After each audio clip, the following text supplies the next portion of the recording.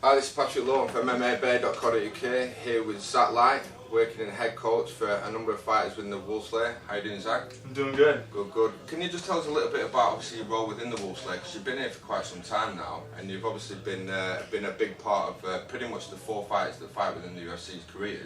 Can you just tell us a little bit about what you do within that? Well, basically, this is my 6th trip over to the UK, and I love training over here. There's a lot of focus and a lot of determination. I think some of the best sparring sessions and some of the best in the room, in the gym battles.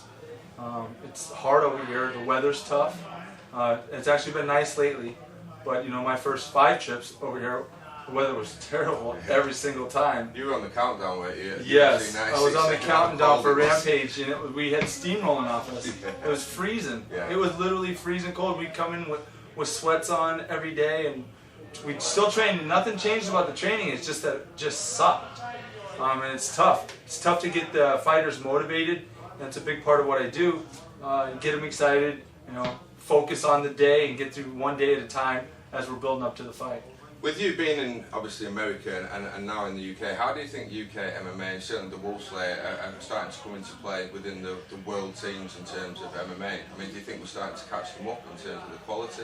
Listen, here's what I think there's some big holes in the UK, but they're fixing it. I think they're some of the best fighters. I'm just saying, in general, put 2 guys in the street and let them duke it out. There's some of the best fighters in the world right there. Now, with that, you give them some skill, you give them some training sessions, you give them the right coaches, you get them more focused on wrestling and jiu-jitsu and focus on Muay Thai, and you got guys like Michael Bisping, who's to me, Mike's one of the hardest working guys in MMA. I've trained with some of the best fighters in the world, and I've never ever trained with a guy who trains as hard as Mike and pushes himself as hard as Mike. Mike pushes himself above his own limits to a point where I think he overtrains for fights. So this fight, I think he's reeling it back a little bit at the right time, and still, he's 6 weeks out from the fight, and he's in shape for a typical MMA fighter. Right. So that he's doing lots of things that guys 6 weeks out aren't supposed to do, but he is resting, he is taking his time, and he's being patient. So to me, I think he's just that motivated. I think he wants to be the champion as bad as I've ever known anybody who's ever wanted it. Do you think that's an ethos that you may have had a big part of as well, but it's within the Wolfslayer? Because I remember Rampage saying in his last fight when he fought Jardine that he'd never been, in fact, he'd gone to the point where he'd overtrained. And you look at Czech, who's took a fight at such short notice and obviously still has to be in shape. And I've seen Paul Kelly around the gym today, and he dropped from welterweight down to lightweight, and he looks in incredible shape. Do you think it's a real hard work ethos around the Wolfslayer? And obviously you may have played a big part in that, in terms of, you know, they really all want to do well within their weight categories. Yeah, you know, here's the thing. I'm not going to lie to you. Basically, this is the first time I've ever had 3 camps running at the exact same time. I'm feeling a lot of pressure on the Czech Congo fight, just myself. You know, I came up with the strategy. Everybody agreed with it.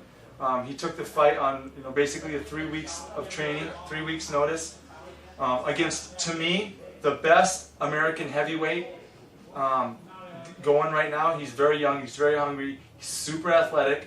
I know a lot about the guy. I just don't think he has the experience. So that's where I think we're going to win that fight. Experience. And Czech, when it comes to conditioning, he's at the Wolfslayer. That's why we train here, is because it's such a, you know, we train as hard as we can. This was the place to come.